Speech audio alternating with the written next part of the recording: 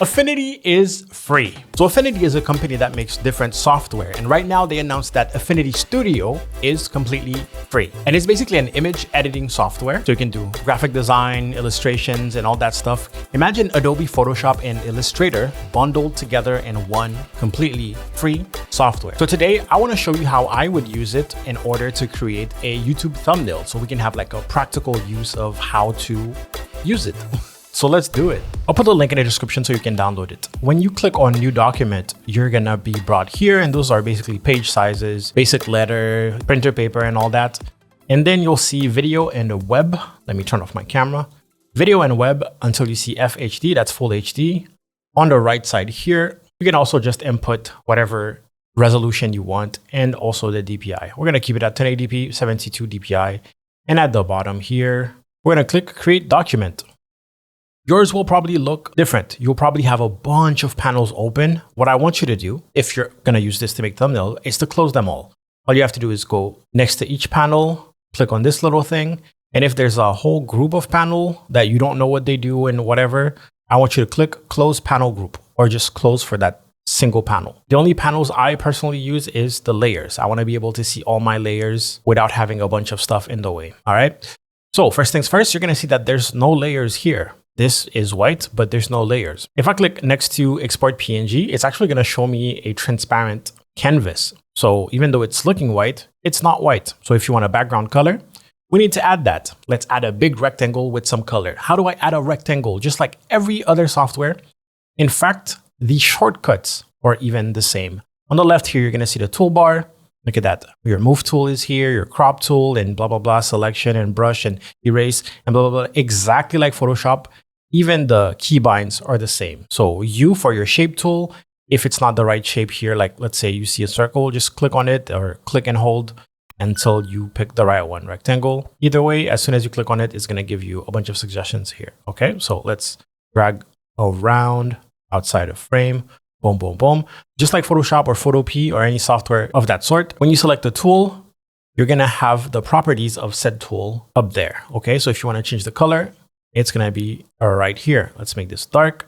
And you can pick swatches if you want. If that's your preferred method of picking colors, you can add a gradient and all that and all that. All right, and you can see on the right side that it added my layer, my black rectangle. So far, so good. Let's get an image in here. What I like to do is when I'm recording my videos, I'll usually take a screenshot of me posing at the end of the footage. Basically, I record myself, and then when I'm done talking, I basically pose.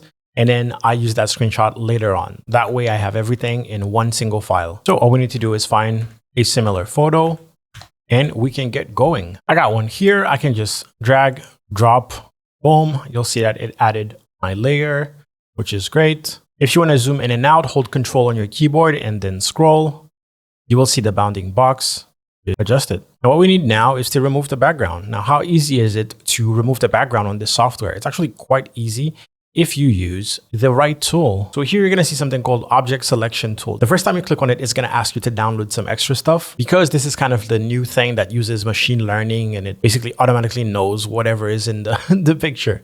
So I'm gonna click on that. If I hover over any element of my image, it's going to highlight it and I can just click on it to select it. So we're gonna click on me. It is gonna create a selection around me. One of the biggest principles to learn about creating thumbnails mostly is masking. What we need right now is to create a mask that will hide everything around me. And the way we do that is after creating a selection, which we just did, we can go at the bottom of the layers list and click mask layer.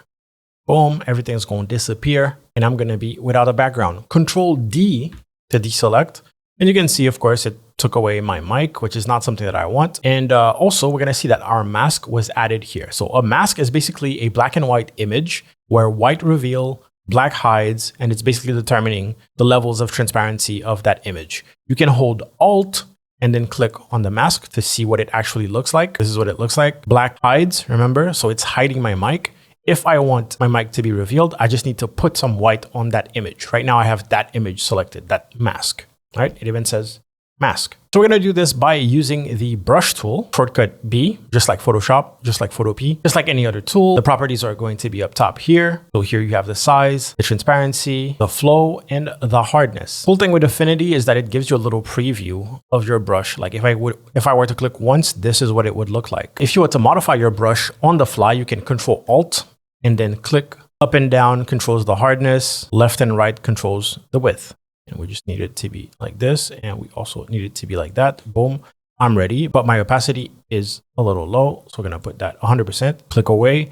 And now if I were to click, it would be black, which is not what we want. On the left here, I have my foreground color and my background color, and they're both black. I'm going to press D to reset that. And I can press X to switch in between those. Right now we need white, so foreground needs to be white. And now I can just paint, click, drag, boom, we're good. What was the shortcut? In order to see and unsee a mask, hold Alt, click on the mask. Bam, my mic is bike. My mic is bike, okay? We're pretty much done with this. So I'm holding Control, zooming out a little bit, and I want to readjust like the size. I'm gonna select my Move tool or press V, just like Photoshop, just like Photo P. And oops, look at that. I want to resize it, but I still have my mask selected. So Control Z on that, click on the layer or on the title, and now I can move both of them all at once. And now this is cool. I took this image from the video, but it's a little low contrast. You can see like the dark, like look at the color black versus like my t-shirt. My t-shirt is black, so we want it to be a little more contrasty. How do I do that? I would add what is called an adjustment layer. It's a layer that's going to affect everything underneath it. And where do we find those? We find them right there, bottom of the layers list, adjustment. And I'm gonna go with levels because of my name, Gal Level. So here we have black level, white level. I'm gonna bring down black level like that. So basically the dark parts are gonna be darker, and then white, the white parts are gonna be wider, a little bright. You don't want to burn the image. You don't want anything to go all the way bright like that. So you want to make sure that the widest part, for example, should be in the eyes and nothing more. Technically, this is fine, right?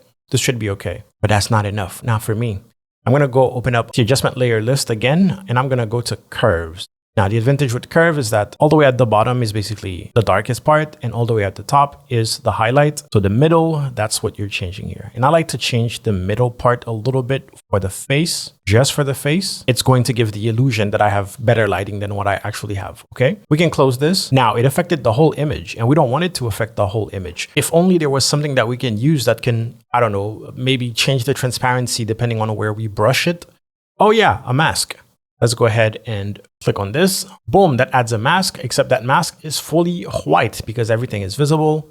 You can even see it here, curves adjustment, that's the mask. We're gonna make sure the mask is selected, and now it's fully white, so everything is visible. We don't want that. So I'm gonna go to pixel up here, and I'm gonna click on invert. And you can see now all of the effect is gone, and my mask is black, all right? So all I have to do is paint white to reveal that adjustment layer. What's the shortcut for brush again? B, good. Control Alt, and then go left and right. There we go. We're gonna go kind of big. We want it to be very, very soft since we're dealing with skin here. Do something like that. And for the opacity, I want something pretty low. So nothing too harsh, okay? My foreground color is already white. So now I can just click, drag, and I'm basically slowly adding more light intensity to my face. You can also kind of use this. It's kind of like airbrushing, but not really. You can also use it to just lighten some parts of your face that maybe have too much shadow, or kind of basically reshape the light that way. You can also add an adjustment layer that's darker and then also do the shadows. That's called dodging and burning. It's something that you'll see on top models in magazines. If you want to be America's Next Top Model, could be you. Usually want that pretty bright around the eyes because they are the window to the soul. You probably don't see a difference right away. And then I'm going to do the before and after, and that's when you're going to see it. Anyways, so the goal is to have something that looks like I have better lighting than I do. If I turn it off, there we go. Boom, boom, boom. No, I'm not whitening my skin. I'm just making the light a little softer with less contrast on the skin itself. If you feel like you did too much, you can always lower the overall opacity and adjust it to make it a little less exaggerated. That's it. Okay, for now, for the background, I'm gonna click on the rectangle, you know, that black rectangle that we added first. And then at the bottom here, I'm gonna click on pixel layer. Boom. What that does is add a pixel layer on top of it. Basically now I can brush a little bit of my background. So still with the brush tool selected, Control Alt, remember, go left and right for the size, up and down for the hardness. You want it hardness 0. And then for the size, you want something pretty big. For the opacity, you want something around 10, I'd say 10, 15. And now you get to pick the colors of the thumbnail. In my case, I already have 2 lights that are already colored. So if I put like a red background, it wouldn't match. So bottom here, I'm going to double click on my foreground color. I could click on the color picker here and then drag to kind of find the color I'm looking for. A good amount of saturation in here. And then from there, I'm going to click, drag slightly. It's adding, but ever so slightly. Don't worry about it too much if it looks clunky, okay? So that's 2, 3, click a lot, click, click, click, click, click a whole bunch, and fill that space. Now, people who are used to doing graphic design, they're like, well, you could have used an outer glow. That's not necessarily what I'm going for. Also, I have 2 different color lights behind me, so I'm trying to avoid having to do anything complicated for the newcomers. Boom, boom, boom. One thing to also note is that I'm not super familiar with Affinity. This is my 3rd time using it, 3rd or 4th time using it ever. But if I can do it without any knowledge, you can do it too. All right. We're going to add a new pixel layer. Remember, bottom here, boom. And this one is going to be the other color. Here directly, instead of opening up my color picker, my foreground color, I'm going to hold Alt. And if I click and drag, I should immediately have a color picker. Nice. Now let's get something nice and bright. Looks like we're going to double click on the foreground color after all, just to make sure that we have, again, good saturation, decent brightness. And now we can.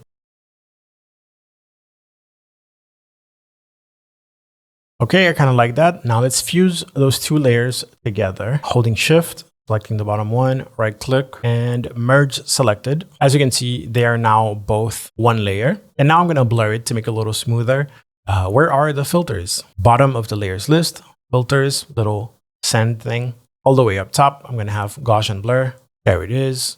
And then you can play around with the radius until you are satisfied. Now, something you'll realize is that it added that blur as like what we would call a smart filter in Photoshop. So this is non-destructive. At any point, I can come back, double click, and then I'll have my blur setting again. So this is non-destructive, which is very, very practical. All right, there's way more you can do, but let's do some text. Now, in order to bring up your text, you can press T, or you can just go right here, click, hold, and you want artistic text tool, whatever that means. You can hold space bar and then click and drag to move your canvas around, by the way. Click once with that text tool, with that artistic text tool selected, and then start typing. Press Ctrl A to select everything. And then up top here, you will see text color.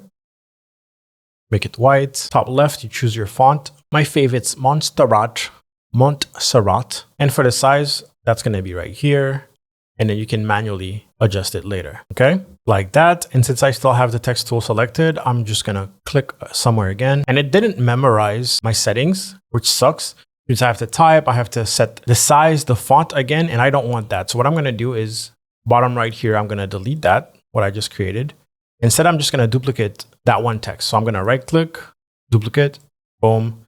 And now the top one, I'm going to make sure I have the move tool selected because I'm going to move it and I'm going to bring it down like that. You're going to see a lot of guides like that, which is super, super useful. And then from there, I'm going to press T again so I can have my text tool. Control A to select everything.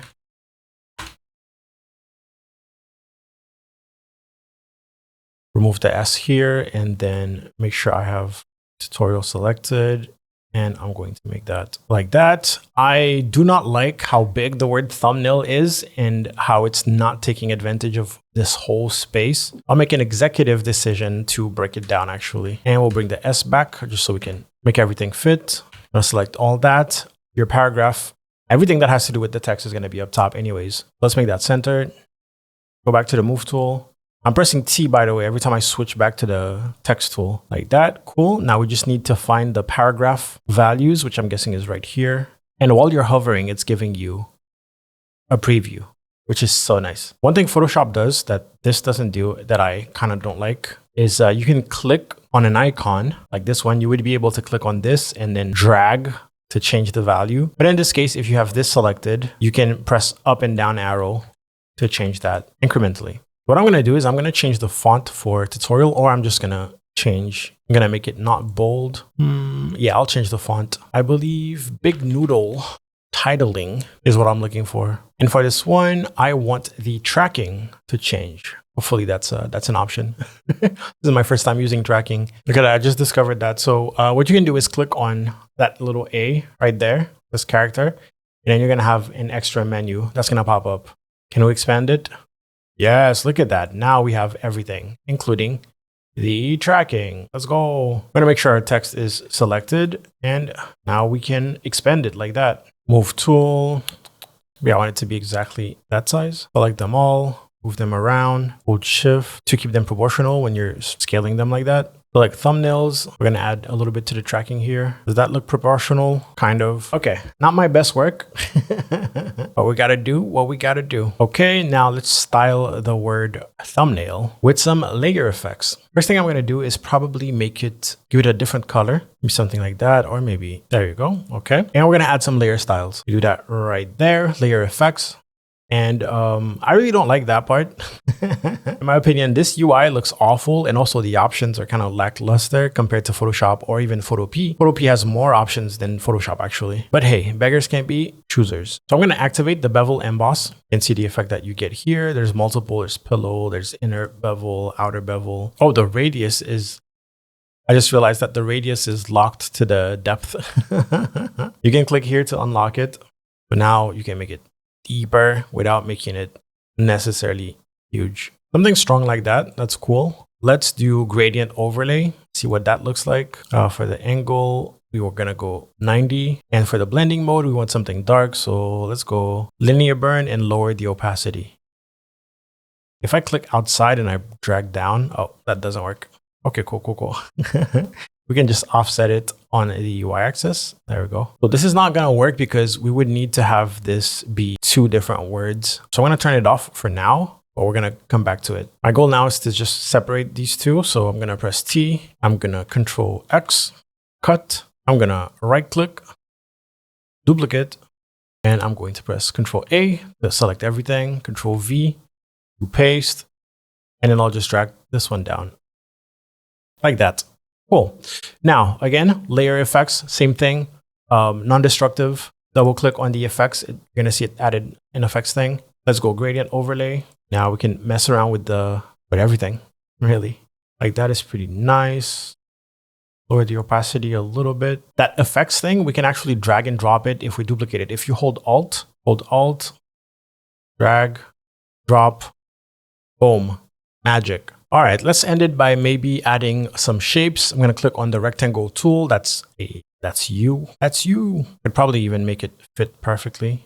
Nice. Remember, the properties are top left here. So if you want a color, if you go to swatches, you can see like recent colors, which is pretty nice. So this is what we get. Make sure you adjust everything. You can use the arrows on your keyboard with the move tool to move things around. What I'm going to do is basically duplicate the effects again.